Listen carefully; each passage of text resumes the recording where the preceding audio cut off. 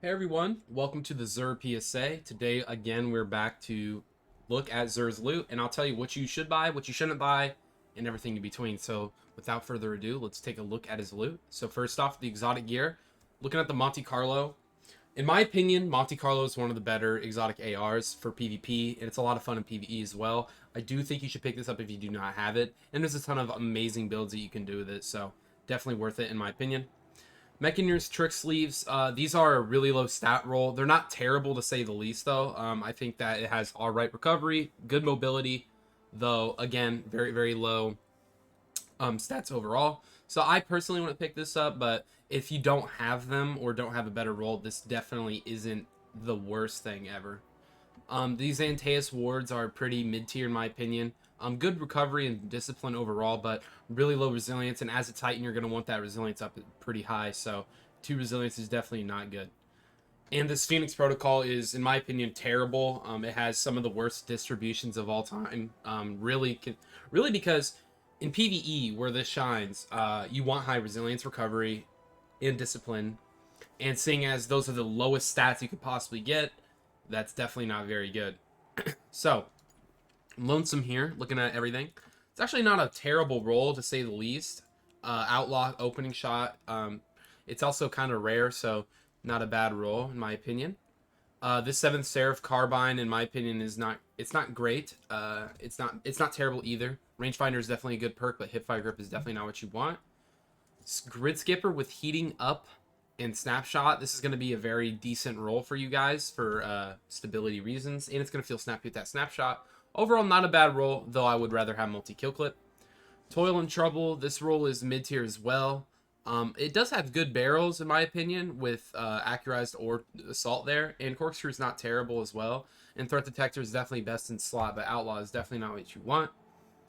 Truth Teller, Disruption Break is very good.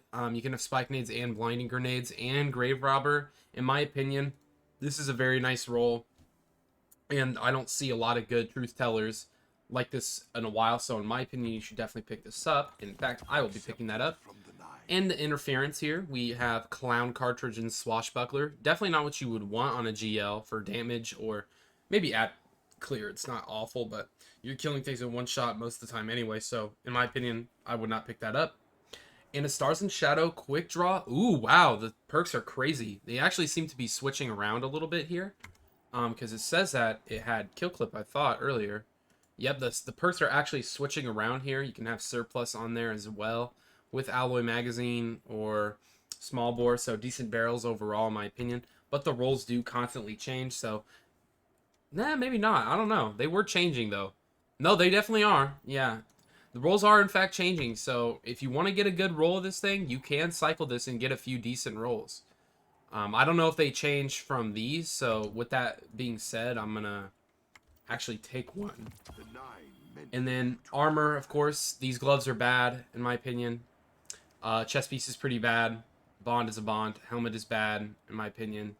And the legs are pretty bad. They just don't have great stats for Warlock here, with really low recovery for pretty much all of it. Actually, yeah, all of it. So definitely not a super good, rules there. And finally, we have a Hawkmoon here, 100 handling, which is insane. Though with it having snapshot, 100 handling is kind of wasted. Not really, but you definitely wouldn't want snapshot. If you have 100 handling on it, you definitely don't need snapshot. You're going to be ADSing and pulling it out very, very quickly because you are going to be having that 100 handling. So snapshot is kind of wasted in my opinion. So this is a pretty mid-tier roll in my opinion. And finally, a Dead Man's Tale with 4th times the charm. This isn't terrible at all. I actually really like the 4th times the charm on Dead Man's, but seeing as they are actually reworking the Dead Man's Tale, it might not be the god roll anymore, or not at all. It never was the god roll, but it might not be as worth it anymore. So we'll have to see when the Dead Man's rework comes around. But other than that, that is it for the Xur PSA. We are going to take this exotic Ingram just for the memes. Luna Faction Boots. Let's take a look at it. They're not good. They're not good.